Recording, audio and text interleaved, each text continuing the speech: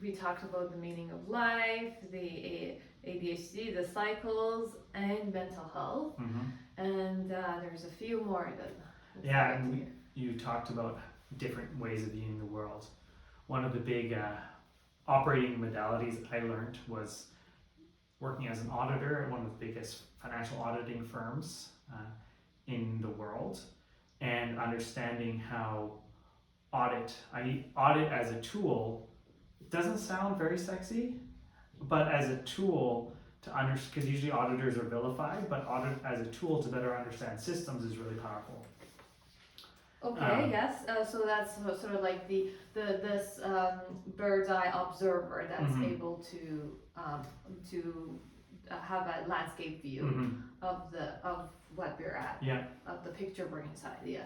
An example: when I was at this firm, I won a data analytics competition internally for a tool that scanned over 1 million transactions and helped flag which different oil and gas assets should be identified in a certain way based off of regulatory change, which could then help clients do the work they need to do much more quickly. Right. But part of the reason the reason why I moved away from that as a profession was I felt like there was a lot of incentive to maintain the status quo of systems and power hierarchies that there's nothing wrong with anyone being wealthy or having wealth, but it's when those power hierarchies limit the capacity for society as a whole to solve complex problems that it's facing, like climate change, then they become a problem, which is what spun me over into cybersecurity as a discipline. So rather than getting my CPA as a chartered professional accountant, I got my CPA as a certified professional ethical hacker. CPA. I thought it was a really funny joke at the time. I still think it's kind of funny. It is funny, yeah. So I guess I got my CPA, which has expired, and I will most likely renew it, or maybe get a better designation. But it's I do a lot of things for the joke, because I believe that that's one way of how, if the language is evolving and humans are evolving as part of that exciting, messy process, humor, jokes, sometimes show us the way. Or save us in times of despair. Yes. There's a reason our body laughs at them. Probably it's because they're good for our brain. Yes, it's a natural way of surviving. Exactly. Okay, so yes, so that's what we sort of like started talking about. But yes, told me more about these kind of new praxis, I guess, that you've been covering. Yeah. Well, the audit newsletter was talked a little bit more about that. I can't get into too much details about some of the different things I'm a part of, because those are obviously going to be some IP with the companies I'm working with. But there are 3 more articles that I touched on to round up the series that I think are important. The one was talking, and this is kind of a very personal one, about the struggle of trying to make the world better when you know you're part of a patriarchal system that benefits people that look like me. And I don't know entirely what the solution is for that, but I just, in terms of how recognizing that I won't be able to do anything to save the world without reinforcing some power imbalances, even by being the hero. So for that newsletter article, I actually wrote a poem. And the process of writing it was with one of my best friends in a cabin, with going through some deep emotional soul wrestling after I got laid off from a position I didn't get expected to be laid off from. But that's something I'm always thinking about. And if anyone has solutions, I'd love to chat. To be specific, that is how you try to make a change as a white male. North American, I dare say, yeah. white male Western folk, without reinforcing the power, the existing power. I have a non-binary relationship modality, but I'm still Well, explain that more. What do you mean? I think that could be just in terms of, I would say I'm definitely, I would identify as LGBTQ+++. But words themselves can be an interesting phenomenon. Yes, but the way other people may, like the world could view you may very well fall into that. Yes, 100%. The dominance power hierarchy. I mean, the first thing that came to my mind was that like being an ally is actually really, it's really helpful. And it's not an easy position by any means, actually, because you are probably you're fighting with an existing camp, but also not falling into the other camp in a way. So it's certainly not, even though you do benefit from, you as an example, you may benefit from being in that. In the dominance power, what do you call it, power group, but then becoming an ally, which you are, I think, but kind of taking on that allyship is no easy task. So well, thank you for that. It is a very rewarding process, because the flip side of the patriarchy that I think it took me a while to realize was, it was in many ways a hierarchy based off of emotional suppression among men. And a hierarchy based off of this facade of strength that always had to be projected, and whoever projected the most of that facade got to be at the top of the heap. Whereas... So it's a positive feedback loop. And at the end of the day, I'm not losing anything. We don't lose stuff by the patriarchy ending. Men have more to gain with the collapse of the patriarchy than they have to lose. Right. Because there are so many dimensions of connection and experience that just blossom open.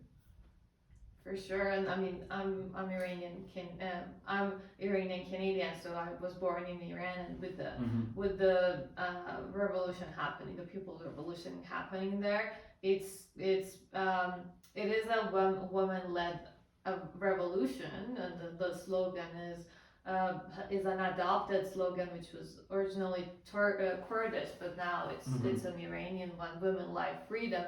Yet it's helped initiate this revolution for democracy, which is obviously inclusive of everyone, including men as well as women.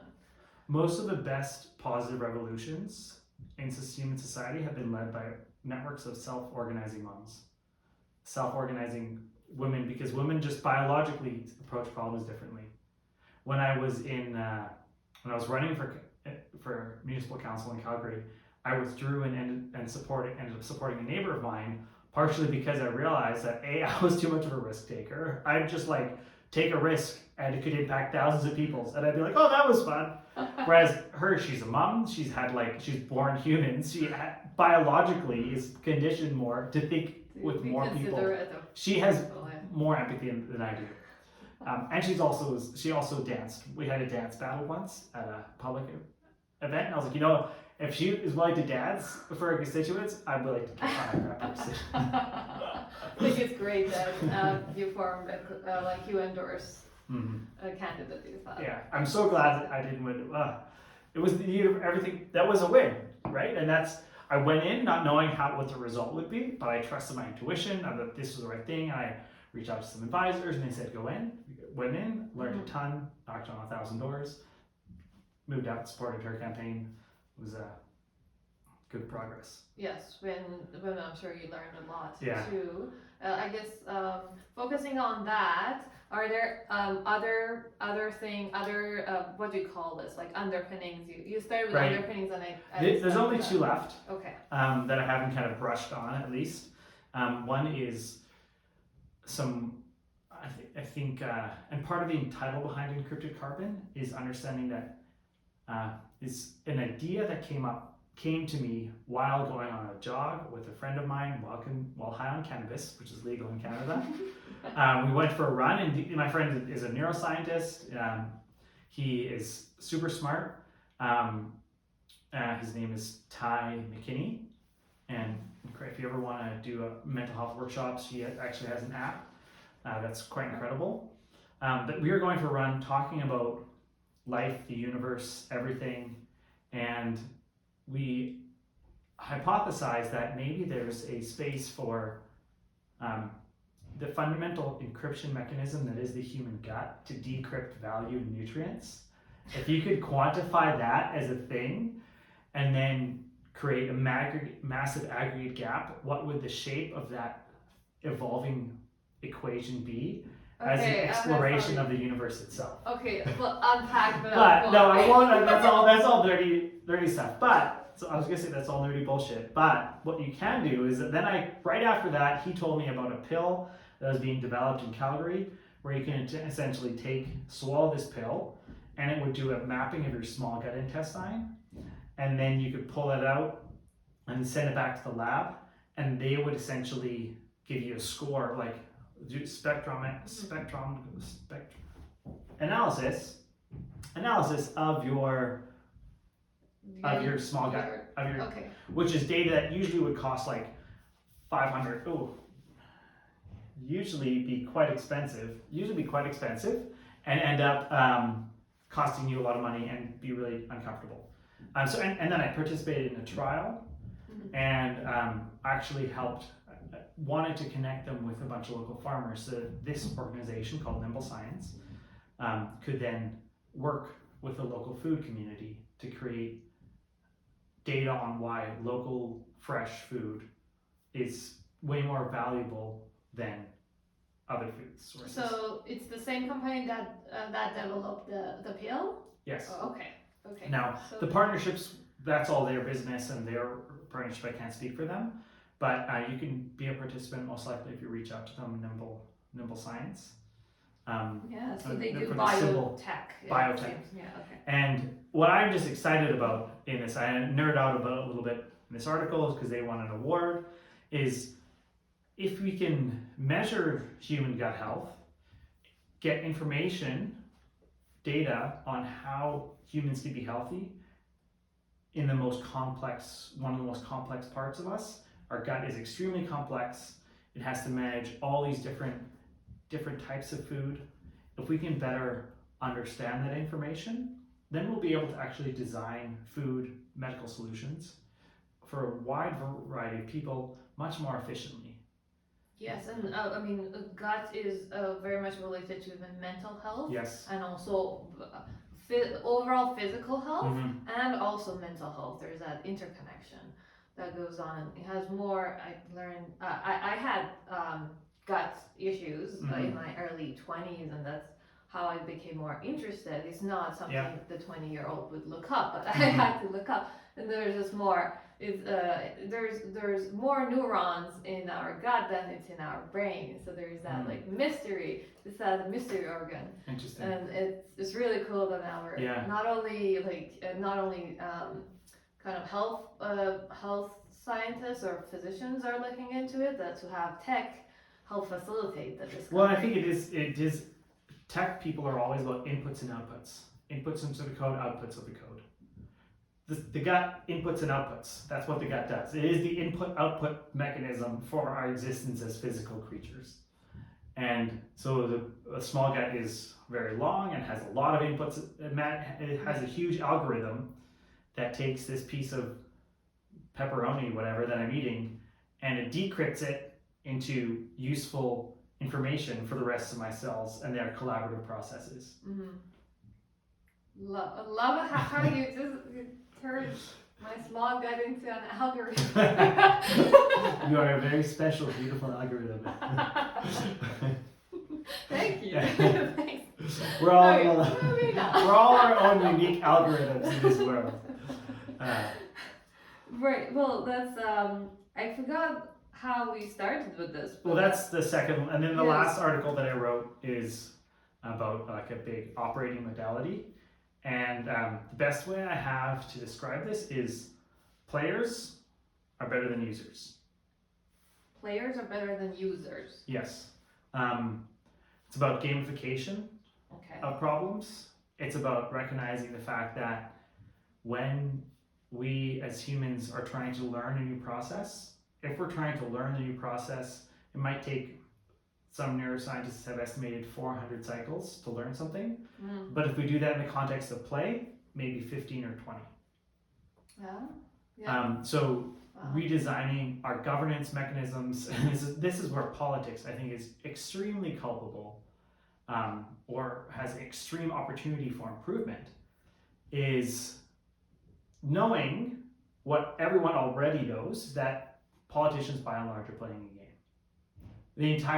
I kind of view the entire world as a game, and this is a mental health tool I use also for managing anxiety around things like climate change and the economy, is fundamentally recognizing most of what I do in my day is a game. There are very few things that I actually do to survive. And having the clear mental break of, I'm safe, I have warm food, I have work clothing, I'm hungry, I'm not hungry, I have everything I need. Everything above our basic survival is a game. And I think it's a subtle shift, but when it has an impact on so many areas of life.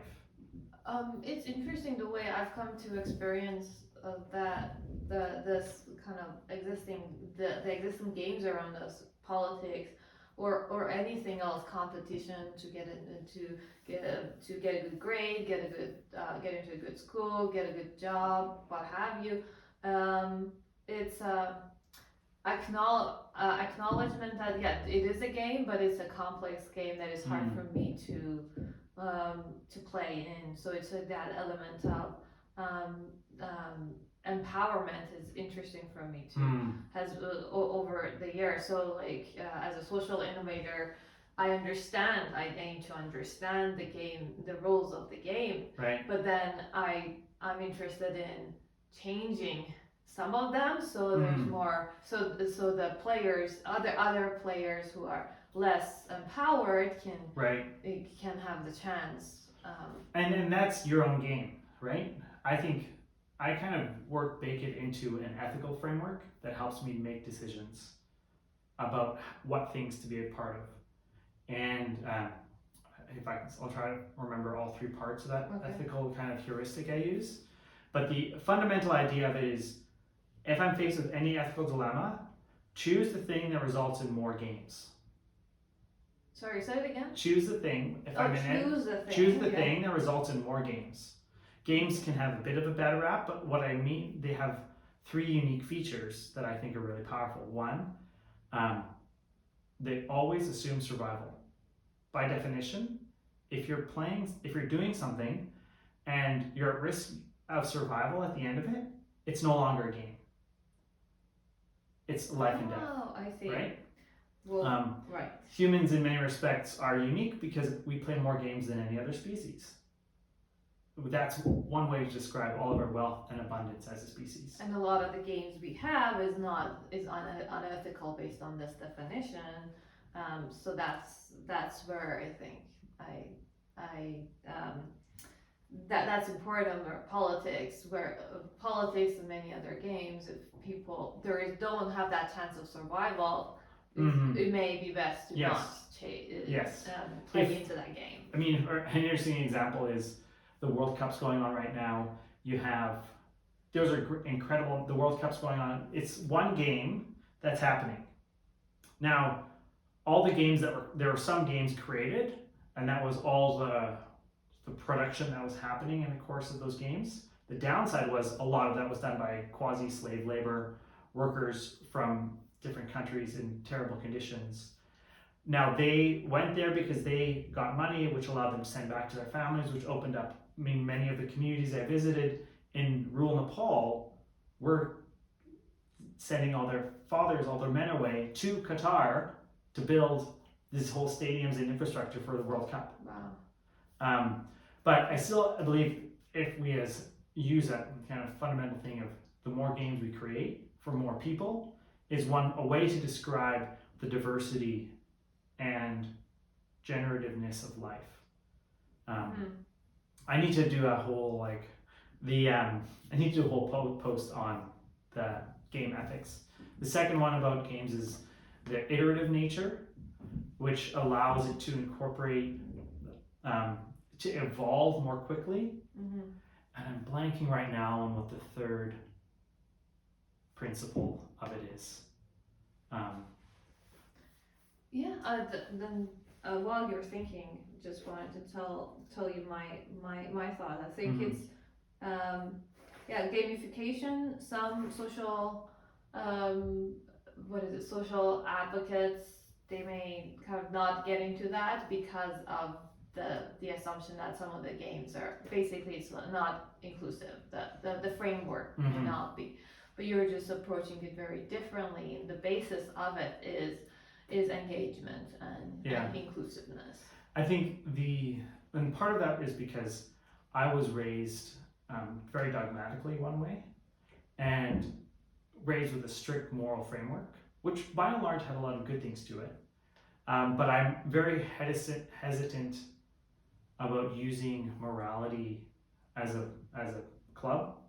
I think it's a helpful tool for humans, but humans, we map our environment to morals, and our mental cognitive capacity can only go so far.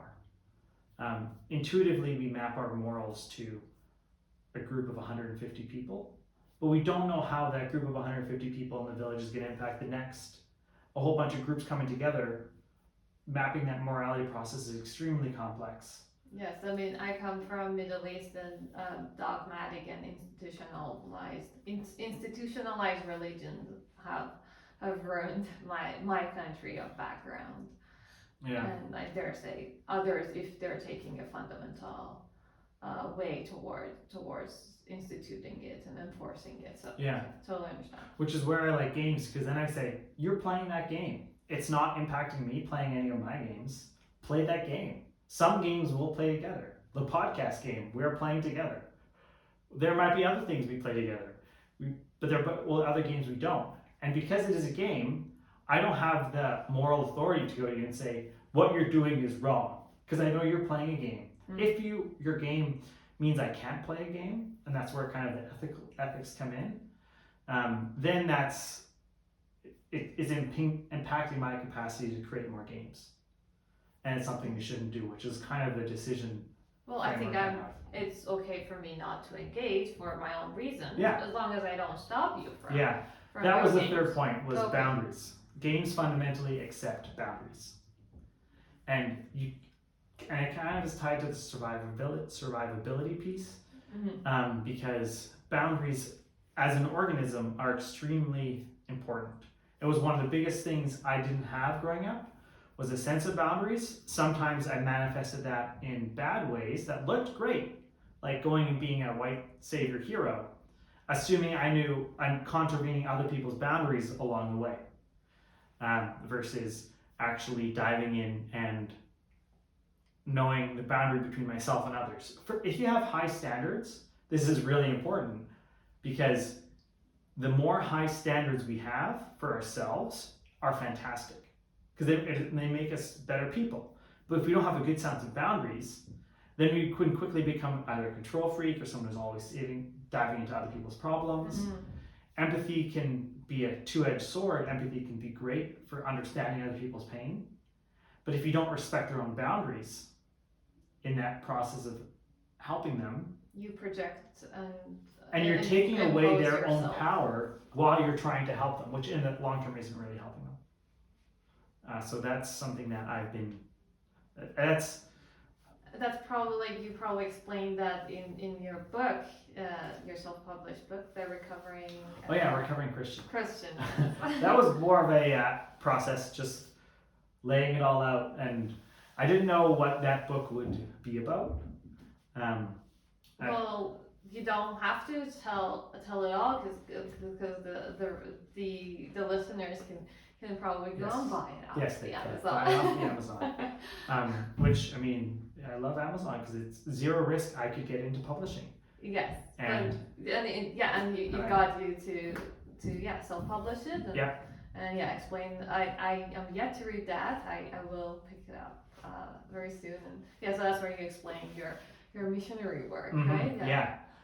That the work that I started off doing was missionary work. It was part of a large kind of the Bible translation leaders in the world, and it had huge secular impacts as well. I'm grateful for the way I was raised. I'm grateful for growing up in a family that believed something deeply and had a deep sense of community as part of that. And I disagree with a lot of those beliefs, but I think going back to what we were talking about earlier with the cognitive limits that the human brain has, I was immensely lucky where there were a lot of questions I didn't have to answer as a child. Maybe I should have been a little bit more questionable, but I know a lot of people young human brains are developing with so many questions that it doesn't allow them to develop a sense of self along the process. A sense of self. Oh, okay. And that is a tragedy in a lot of respects. I feel like that's something that we can go over another time. I want to dig more into that and maybe actually overlap with your book or so yeah, let's put a pause on that. But thanks for kind of just like making us more curious to buy that of yours. But so back to the gaming. So three principles, I guess. And I missed the first one now. The iterative, which was the second one. Yeah. And then there's the boundaries, which we talked about. And the first one was gaminess, the fact that it is a game. Okay, so recognizing. Yeah, because the survivability of that means, by definition, no one's at risk for survival.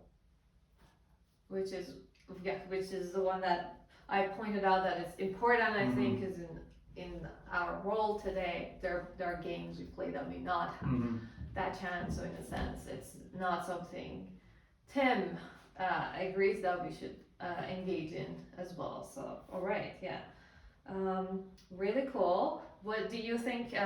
Did we cover all of the underpinnings of Carbon Encrypted? There's one. I'm deciding whether to throw something kind of maybe controversial out there or to go with something nerdy and philosophical that kind of underpins. Which one would you be more interested in? Okay, nerdy and philosophical or controversial? Oh my god, you pick. I'm okay with both. Let's do a little bit of controversy. Okay. All right, and then we'll give it 5 minutes. Okay, and that is part of one of the mentors I have and advisors on life. Just a great friend. So lucky for this person. I'm stuttering because I'm so grateful for them. This person is a gentleman named Bob Cartier. And Bob ran facilitation programs and still continues to run them with a wide variety of large public sector organizations, and has worked with governments and is an incredible neighbor. He started a whole bunch of live music venues in my own neighborhood of Inglewood, Calgary.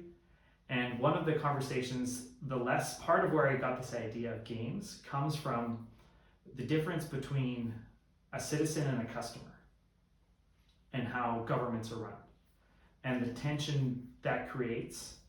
The controversy comes up in I'm actually starting to come of a perspective that building this game-based design process for governance structures says that a customer is a better way to organize society than a citizen, because a customer can leave anytime and not have their survival threatened, which is something that capitalism does well.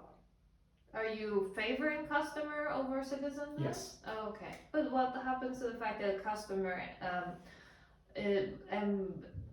implies the fact that there's this financial transaction at play? And financial transaction is, I think, like a currency for the game. And I think currency is a whole other question that has to get better. If I had to be a spectrum of how I think society and human society is evolving over time, at one point it might have been family, then tribe, then religion, then citizen, then customer, and I'd like to say eventually player. Where So your definition of player then is more than a customer. Yeah, is I think a better iteration. And the reason why citizen is valuable, but it also carries with it a lot of nationalistic things, a lot of organizational mechanisms that society's used in the past. And we are iterating all the time as the humans. We are making things better. I'm not judging the past. We all have different paths that brought us to who we are here. But I think the way to describe the world around us as being one of constantly inviting others to play more games and more complex and diverse games is even better than organizing it as citizens or as customers. But I think if I had to say, being a customer is more progressive than being a citizen, which is a controversy. It is. And I think because I disagree. A player, great. That's a bit of controversy. I can go into the nerdy thing about why I think that's the case. Okay. Got 2 minutes. Okay. That was a bit of fishing. Throw it in there. I view the world, there's 3 main kinds of knowledge: deductive, inductive, and generative. Generative is something hasn't reached a lot because it's only recently come to the forefront. I got it through an agent-based modeling course I took through the Santa Fe Institute. But the difference, deductive is connecting things together. Deductive is looking at big sample sizes. And generative is how things change and emerge in complex environments over time. And I think it's fundamentally a difference between this is a solution based off a large sample size, and this is my solution. Humans, we want to be generative. We want to be part of the action. And game design as a tool and players as part of that really enable us, like dance, to be part of the action. I like that. I do agree with that, with this part. As much as I disagree with this other part. Yes. Yeah. Love the generative addition to the different types of knowledge, because we live in complex systems, complex chaotic systems in our human Earth mega system. So we need generative way of thinking and solutioning.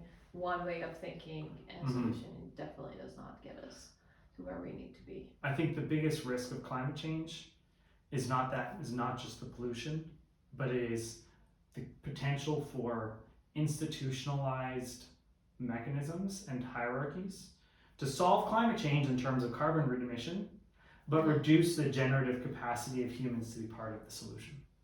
So reducing the capacity, resiliencies.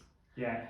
Yeah. And that'd be a tragedy, because 7-8 billion humans, we all have creative capacity, and we all have capacity to solve things. And music is part of that. Dance is part of that. I'd love to see a world where that can actually be part of our climate solutions as well. Dance and absolutely. I think dance for the climate, yes. Yeah, there's business models I think that exist there, and I'm trying to build some of them my own because it's a fun game to play, and I'm excited to be able to do that with really cool people, and that is a game in and of itself. Yes, and maybe a podcast episode. And maybe a podcast episode. Because that's what we're about, right? Yeah. Well, that's really great. I think we took an hour, but recorded it in 2 chunks. We reached an hour. I think it's time to call it a day. But really cool stuff that we talked about. Thanks so much, Tim. Thank you. We'll see you next time, I'm sure. Yay. Look forward to it. Yeah.